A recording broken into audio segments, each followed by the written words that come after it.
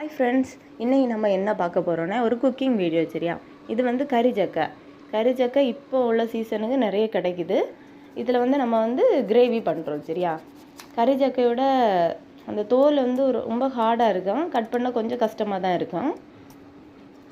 ஓகேவா, ஃபஸ்ட்டு எல்லா தோலையும் ரிமூவ் பண்ணிக்கிட்டு, இப்போ நான் எல்லா தோலையும் கட் பண்ணுறேன்னா கட் பண்ணிக்கிட்டு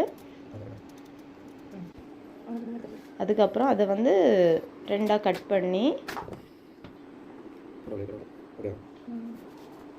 சின்னதாக கட் பண்ணுறோம். சரியா, கட் பண்ணிக்கிட்டு உள்ளே வந்து கொஞ்சம் நம்ம சக்கைகள்லாம் இருக்குல்ல, அதே போல் தான் கொஞ்சம் இருக்கும். அதை நடுவில் சென்டரில் இருக்கிறதெல்லாம் கட் பண்ணி தூர போட்டுறணும். அதெல்லாம் வேஸ்ட்டு. தூர போட்டுக்கிட்டு அடுத்து வந்து இதை ரொம்ப சின்ன பீஸாக கட் பண்ணுறோம். சரியா, சின்னதாக கட் பண்ணுறோம்.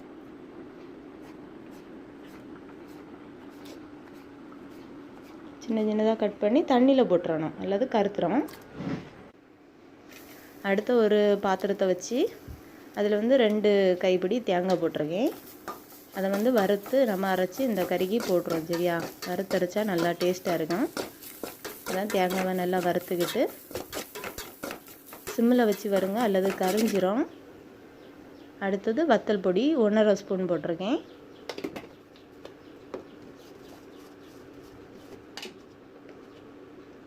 அப்புறம் மல்லிப்பொடி 1 ஸ்பூன் போட்டிருக்கேன்.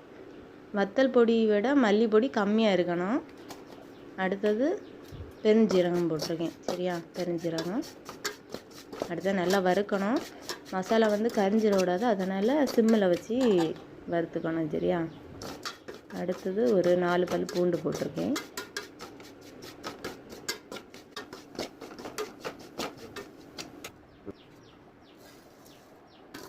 அப்புறம் இதை வந்து ஆற வச்சுக்கிட்டு மிக்சியில் அரைக்கிறோம். சரியா,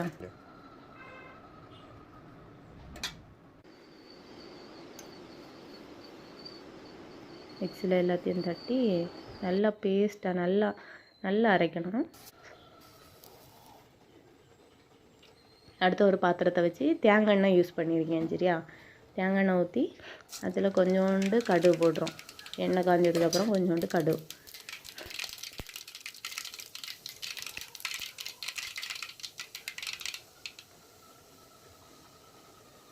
கடுகு எல்லாம் பொட்டுனதுக்கப்புறம் கருவேப்பிலை போடுறோம்.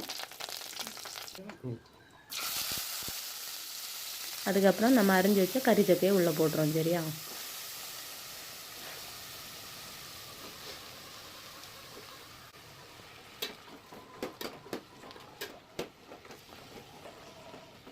அப்புறம் இந்த சக்கை வந்து ஒரு 3/4 பங்கு நிறையிறதுக்கு அவ்வளவு தண்ணி ஊற்றுறோம். சரியா, ஃபுல்லும் நிறையதுக்கு சக்கைக்கு மேலே வரைக்கும் தண்ணி வேண்டாம், ஒரு 3/4 பங்கு தண்ணி ஊற்றிக்கிட்டு அடுத்தது சக்கைக்கு தேவையான உப்பு, இப்போதைக்கு சக்கை வேகிறதுக்கு தேவையான உப்பு போடுறேன். சரியா, அடுத்தது ஒரு கிண்டி கொடுத்துட்டு உப்பு எல்லா இடமும் படுறது போல் கிண்டி கொடுத்துட்டு அடுத்து ஒரு மூடி வச்சு மூடிடணும். சரி, அது கொஞ்சம் நல்லா கொதித்து வேகட்டு. அடுத்து கொஞ்சம் நேரம் கழித்து எடுத்து பார்க்குற நேரம் சக்கை வெந்திருக்குதானே இப்போ பார்ப்போம். சரியா,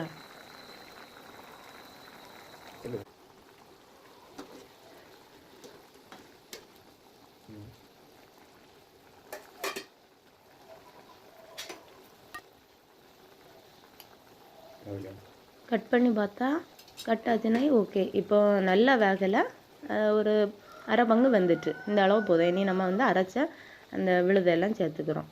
சரியா, சேர்த்துக்கிட்டு கொஞ்சோண்டு அந்த மிக்சியை மட்டும் லைட்டாக கழுவி அந்த தண்ணியை ஊற்றிருக்கேன். அவ்வளோதான். ஊற்றிக்கிட்டு நல்லா கிண்டிக்கிட்டு அப்புறம் திரும்பவும் மூடி வச்சு வேக வைக்கிறோம். சரியா, இப்போ வந்து நல்லா வெந்துட்டு கொஞ்சோண்டு உப்பு டேஸ்ட் பார்க்கும்போது லைட்டாக கம்மியாக இருந்தது, அதனால் கொஞ்சம் கூட உப்பு போடுறேன். இந்த ஸ்டேஜில் ஆஃப் பண்ணிக்கலாம். அடுப்பை ஆஃப் பண்ணிவிட்டு இது வந்து சாப்பாட்டுக்கு ரொம்ப டேஸ்ட்டாக இருக்கும். இனி ஒரு நெக்ஸ்ட் வீடியோவில் பார்க்கலாம்.